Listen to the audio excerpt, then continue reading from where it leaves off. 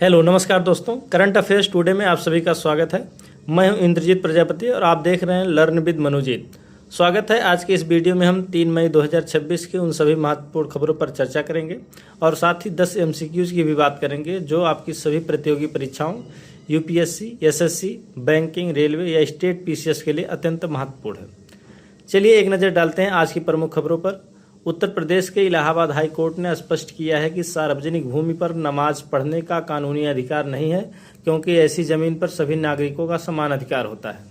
वहीं पश्चिम बंगाल में चुनाव के बाद तनाव बना हुआ है। टीएमसी नेता अभिषेक बनर्जी ने भाजपा को चुनौती दी है और फाल्टा सीट पर दोबारा मतदान के चुनाव आयोग के फैसले पर प्रतिक्रिया दी है। उत्तर प्रदेश में पहले डिजिटल जनगणना 7 मई से शुरू होने वाली है, जिसमें स्वगणना का विकल्प भी उपलब्ध होगा। परिवर्तन निदेशालय ने रिपोर्ट जारी की है, जिसके अनुसार पिछले साल रिकॉर्ड 2892 जगहों पर छापेमारी की गई है, लेकिन गिरफ्तारियों के मामलों में 27% की कमी आई है। मध्य प्रदेश में बड़ा प्रशासनिक फेरबदल। राज्य सरकार ने 62 IPS अधिकारियों के तबादले किए और 19 जिलों के SP बदले गए हैं। दिल्ली से बुलाकर एक UPSC मेंटर को बंधक बनाया गया और पूर्व छात्र द्वारा 2 करोड़ रुपए वसूले गए। होर्मुज जलडमरू मध्य में तनातनी के बीच ईरान ने नए 14 सूत्रीय प्रस्ताव पर चर्चा जारी की है। डोनाल्ड ट्रंप ने इस मामले पर सख्त प्रतिक्रिया दी है। IPL का रोमांचक चरम पर है। सभी 10 टीमें प्लेऑफ के समीकरणों में जुटी हुई हैं और ऑरेंज व पर्पल कैप की रेस में दिलचस्प हो गई है। गायक दिलजीत दोसांझ ने अपने कनाडा कॉन्सर्ट के दौरान कुछ ऐसी बातें कही जिससे फैंस हैरान रह गए। उनका वीडियो सोशल मीडिया पर काफ़ी वायरल हो रहा है। चलिए देखते हैं आज के 10 महत्वपूर्ण MCQs की। पहला है, which state has operationalised A first of its kind grievance redressal mechanism for platform based GIG workers. यानी किस राज्य ने प्लेटफॉर्म आधारित गिग वर्कर्स के लिए अपनी जगह का पहला शिकायत निवारण तंत्र शुरू किया है। इसका सही जवाब कौन सा होगा? ऑप्शन है महाराष्ट्र, कर्नाटक, तमिलनाडु या केरला। यानी किस राज्य ने प्लेटफॉर्म आधारित गिग वर्कर्स के लिए अपनी तरह का पहला शिकायत निवारण तंत्र शुरू किया है।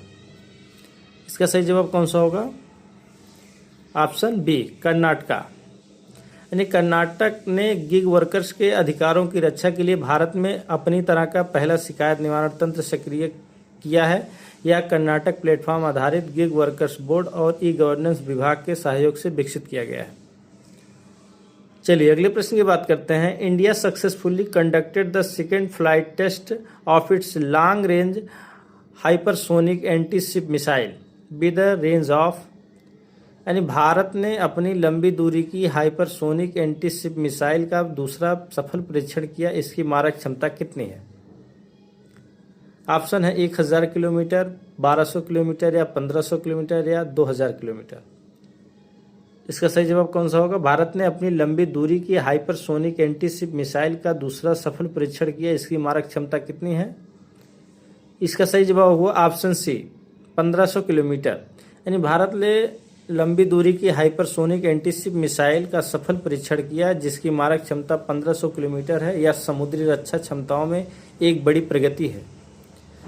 चलिए अगले प्रश्न की बात करते हैं। In which Iceland has the attempt of set Guinness world record for the tallest human stack under water been scheduled. यानी पानी के नीचे सबसे ऊंचे मानव पिरामिड का गिनीज वर्ल्ड रिकॉर्ड बनाने का प्रयास किस द्वीप का निर्धारित किया गया है? ऑप्शन है स्वराज द्वीप या नील आइसलैंड या बाराटांग आइसलैंड या रोज आइसलैंड।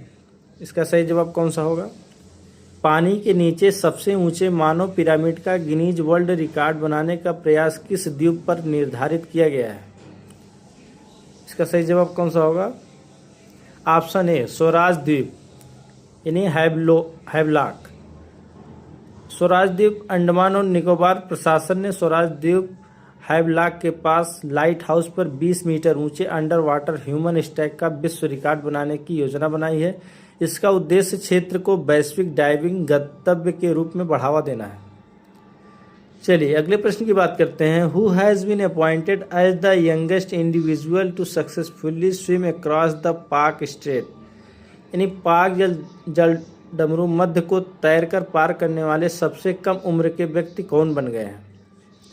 इसका सही जवाब कौन सा होगा? ऑप्शन है मुकेश नेलावल्ली या ईशांक सिंह या कुलदीप कुमार या अमन सैनी। यानी पाल जल डमरू मध्य को तैरकर पार करने वाले सबसे कम उम्र के व्यक्ति कौन बन गए हैं? इसका सही जवाब कौन सा होगा? Option B Ishank Singh. यानी 7 वर्षीय ईशांक सिंह पाक जल डमरू मध्य को सफलतापूर्वक तैरकर पार करने वाले सबसे कम उम्र के तैराक बन गए हैं। यह उपलब्धि भारत और श्रीलंका के बीच समुद्री क्षेत्र में हासिल की गई है। चलिए अगले प्रश्न की बात करते हैं। Where has the deployed the flagship Arogya Maitri to advance south cooperation. यानी दक्षिण सहयोग को आगे बढ़ाने के लिए भारत ने अपनी प्रमुख आरोग्य मैत्री पहल कहाँ तैनात किया है? इसका सही जवाब कौन सा होगा? ऑप्शन है गुयाना या जमाइका या फिजी या Mauritius. Where has the India deployed its flagship Arogya Maitri to advance south cooperation. इसका सही जवाब कौन सा होगा? दक्षिण सहयोग को आगे बढ़ाने के लिए भारत ने अपनी प्रमुख आरोग्य मैत्री पहल को कहाँ तैनात किया है? Option B Jamaica. यानी भारत ने जमैका में अपनी प्रमुख आरोग्य मैत्री सुविधा तैनात की है। यह कदम भारत कैरिबियन संबंधों को मजबूत करने और मानवीय सहायता प्रदान करने के ढांचे का हिस्सा है। चलिए अगले प्रश्न की बात करते हैं। Noted lyricist Prasoon Joshi has been recently appointed to his key position. यानी प्रसिद्ध गीतकार प्रसून जोशी को हाल ही में किस महत्वपूर्ण पद पर नियुक्त किया गया है? Noted lyricist Prasoon Joshi has been recently appointed to his key position. Option है प्रसार भारती चेयरपर्सन या central board of film certification या national school of drama director या साहित्य अकादमी president.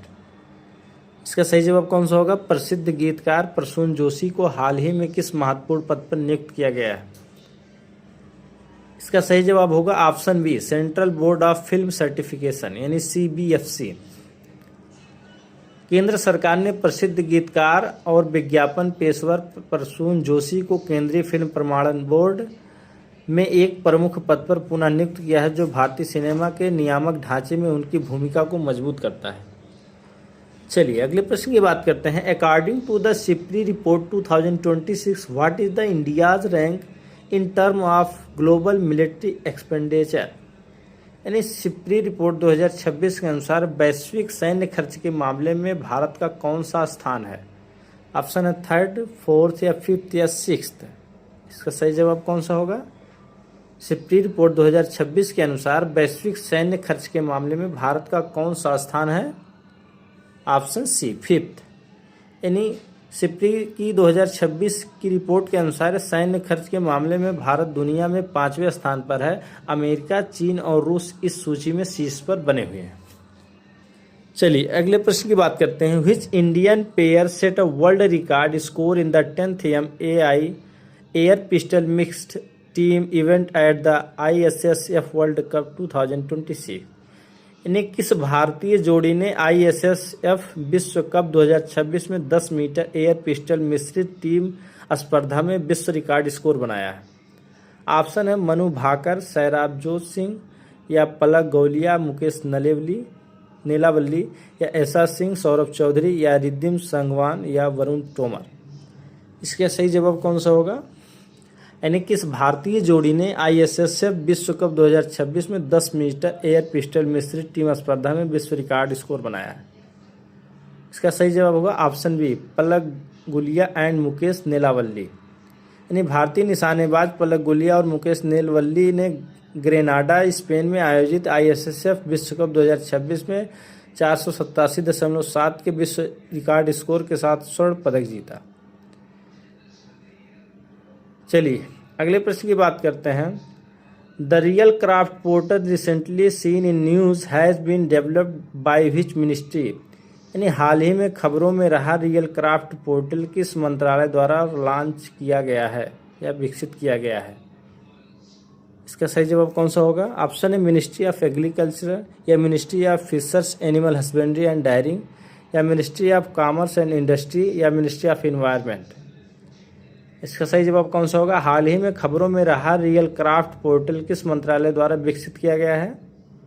Option B, ministry of fisheries, animal husbandry and dairying. एनी portal real craft portal मत्स्य पालन, पशुपालन और dairy मंत्रालय द्वारा विकसित किया गया है, जिसका उद्देश्य मछली पकड़ने वाली नौकाओं के पंजीकरण और निगरानी को सुव्यवस्थित करना है। चलिए आज के अंतिम प्रश्न की बात करते हैं। The Dweep Shakti high intensity exercise to conducted by which force, यानी द्वीप शक्ति उच्च तीव्रता वाला अभ्यास किन बलों द्वारा आयोजित किया जाता है? ऑप्शन है Indian army only, Indian navy only, Indian air force only या Indian armed force tri service. इसका सही जवाब कौन सा होगा?